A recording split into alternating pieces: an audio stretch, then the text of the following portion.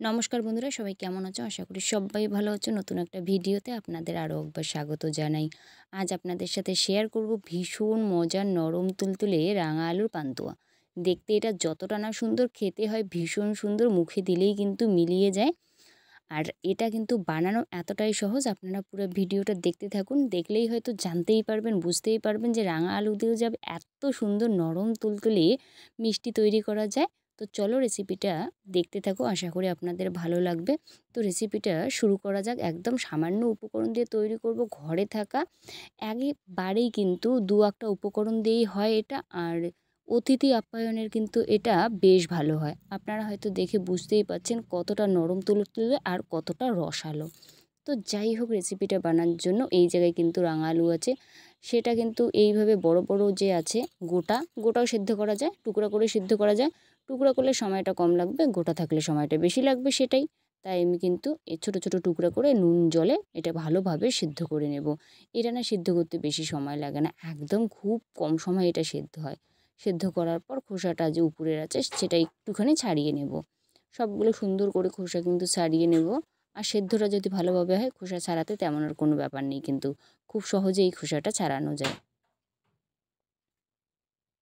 তো একটুখানি গরম তো অসুবিধাই হচ্ছে, তো সবগুলো কিন্তু সুন্দর করে খোসা ছাড়িয়ে নেওয়ার পর নর্মালি সবার বাড়িতে এরকম আমাদের গ্লাস থাকে, তো গ্লাস দিয়ে গরম অবস্থায় এইভাবে কিন্তু সুন্দর করে ম্যাশ করে নেব, যাতে কোনো দলাভাব না থাকে। তো সুন্দর করে এইভাবে কিন্তু কোনো দলাভাব যাতে না থাকে, ম্যাশ করাটা একটুখানি সময় নিয়ে করব। তার সাথে ১ চিমটি মতো নুন মেশাবো। আর দিয়ে দেবো এইখানটায় কিন্তু এলাচের বীজ, তাহলে ফ্লেভারটা কিন্তু দারুণ হবে। তো যাই হোক, সবগুলো সুন্দর করে মিশিয়ে নিলাম। নেওয়ার পরে অল্প অল্প একটু করে আটা কিন্তু এইভাবে মিশাবো, আর সুন্দর করে কিন্তু এইভাবে আরও কিন্তু মাখবো।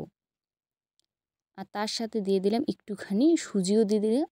সুজি, আটা দুটোই কিন্তু মানে আটার পরিমাণটা একটু বাড়িয়ে দিলাম, আর সুজির পরিমাণটা ওই ২ চামচের মতো হলেই কিন্তু এনাফ। ২ চামচ, আড়াই চামচ হলেই। তো আপনারা না বুঝে দেবেন, এটা না বলার মতো কিছু না। যেহেতু আলুটাই কিন্তু বুঝেই দিতে লাগবে। যদি একটু আটার পরিমাণটা একটু বাড়িয়ে দেন, আটার পরিমাণটা, তাহলে সুজির পরিমাণটা একটু কমিয়ে দিতে পারেন, তাতেও হবে। এরপর দিতে লাগবে কিন্তু এইখানটায় বেকিং পাউডার। একেবারেই অল্প পরিমাণে দিয়ে দিলাম। দেওয়ার পরে খুব ভালো করে যতটা সম্ভব মাখিয়ে নিলাম। এরপর দিয়ে দেবো একটুখানি হাতে কিন্তু সাদা তেল মাখিয়ে নিলাম। নেওয়ার পরে এবার লাড্ডুটা তৈরি করব। মানে মাখার কাজটা যদি ভালো হয় তবেই কিন্তু হবে নরম তুলতুলে রসালো। মাখার কাজটা একটু সময় নিয়ে করলে বেশ ভালো হয়। তো খুব ভালো করে কিন্তু গোল্লা পাকিয়ে নেব এক একটা করে সুন্দর করে। আর আপনারা হয়তো দেখে বুঝতেই পারছেন, একটা চটচটে মতো ডো। একদম যে একটা মানে শক্ত ডো তা কিন্তু নয়, একেবারেই যে নরম গ্যাদগ্যাদে সেটাও নয়। তো একটুখানি বুঝেই করতে লাগবে, যাতে মিষ্টিটা ভালোভাবে তৈরি করা যায়। যাই হোক, মিষ্টি তৈরি করে এক সাইডে রাখার পর কড়াইতে দিয়ে দিলাম চিনি। শিরাটা একটু পাতলাই হবে। এটা কিন্তু মোটা এক তার দুই তারের শিরা না, একেবারেই যে মিষ্টির যে শিরাটা হয় একেবারেই পাতলা, সেরকম একটা শিরা তৈরি করে নেব।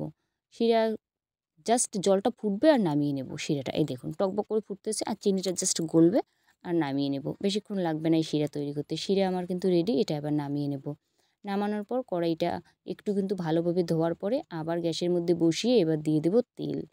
তেলটা কিন্তু দেওয়ার পরে এইখানটায় হচ্ছে ভালোভাবে তেলটাকে গরম করতে লাগবে। গরম করার পর গ্যাসের আঁচটা লো করা লাগবে। লো করার পরেই কিন্তু একে একে যে মিষ্টিটা আছে তৈরি করা সেটা দিয়ে দেব।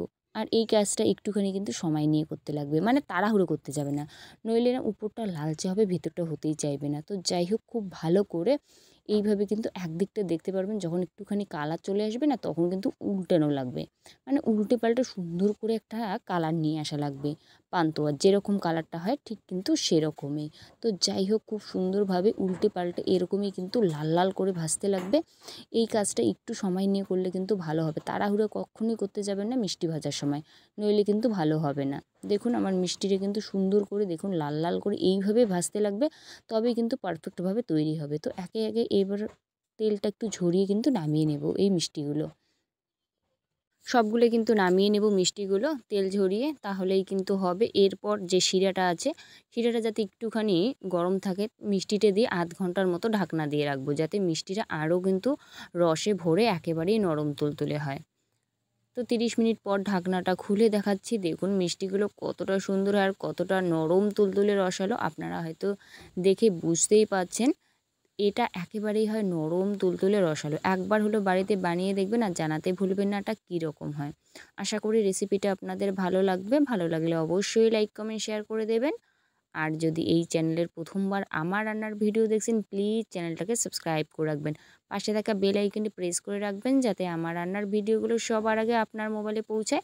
ততক্ষণ সবাই সুস্থ থাকবেন, ভালো থাকবেন। নেক্সট ভিডিওতে আবার দেখা হবে এরকমই কোনো সুন্দর রেসিপির সাথে।